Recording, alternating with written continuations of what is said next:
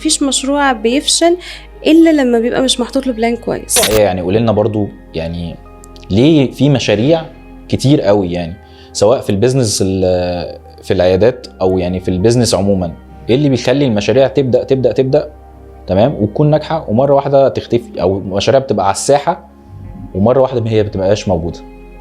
يعني ان هو من البداية ما عملش لنفسه بلان، هو عنده 3 حاجات المفروض يستمر عليهم او ان هو يبدأ يفكر فيهم طالما داخل يفتح مشروع، اللي هو التخطيط، الانضباط، الاستمرارية.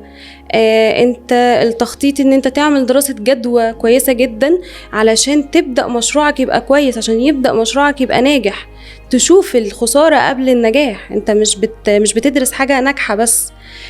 تبدأ ان انت تنضبط، تستمر، يعني انت تبقى منضبط ديت، انت كل يوم عارف انت عندك ايه. مفيش حاجة اسمها معلش مش هقدر انزل النهاردة، طب ما هو شغلي مش مهم النهاردة. لا طبعا، ابدأ اشتغل على نفسك، استمر في دوت، خلي عندك استمرار لده.